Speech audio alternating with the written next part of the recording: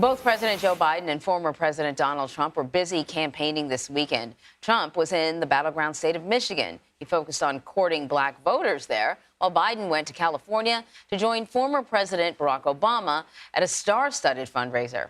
Following both sides of this, we have CBS News campaign reporter Jake Rosen and Aaron Navarro. Good to see you guys. So listen, Jake, we'll start with you. Biden still holds a pretty wide lead over Donald Trump when it comes to black voter support, but Trump seems to be at least trying to court, in some cases quite awkwardly, the black vote. Can you talk to us about just this group and how he's trying to court black voters and whether or not his vice presidential candidate could be considered in that decision?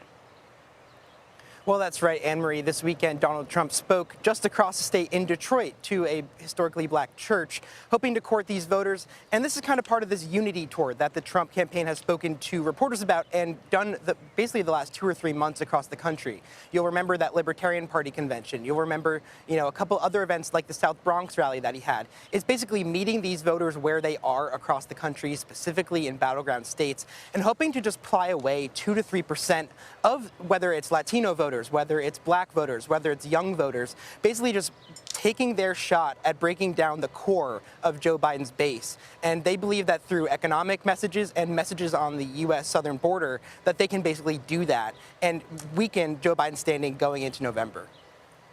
Aaron, talk to us about the role Obama has played in the Biden campaign now and how that translates into fundraising.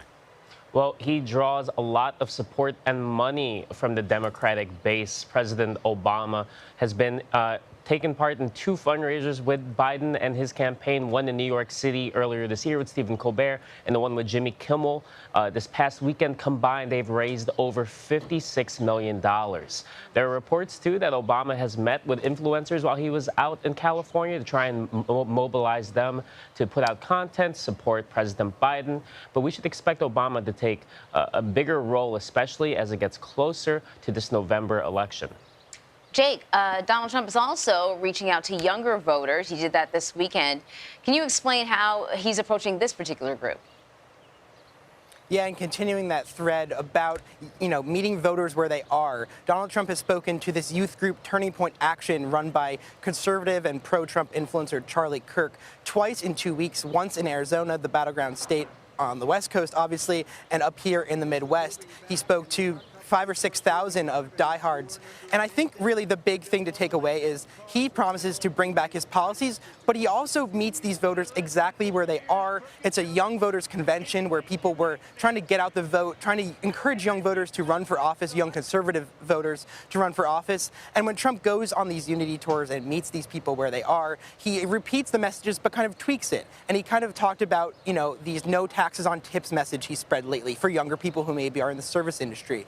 And he's also talked about issues like the southern border, which are popular, these deportation policies and these closing the southern border messaging. That really has been popular across all age groups in the Conservative Party. Aaron, pro-Palestinian protesters gathered outside of the theater where Biden was holding his fundraiser. They've disrupted numerous events with the president and the Veep. Is this creating any concern within the Biden campaign? Yeah, that's right. I was in L.A. over the weekend. It was about 100 protesters, and you could audibly hear them as some of the celebrities and attendees were walking in.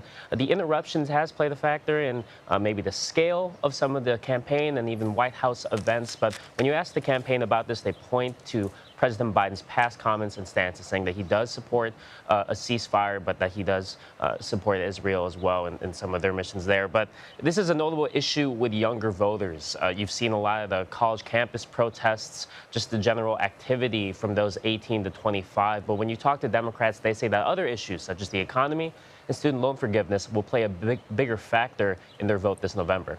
All right, Jake, Aaron, thank you very much. Appreciate it.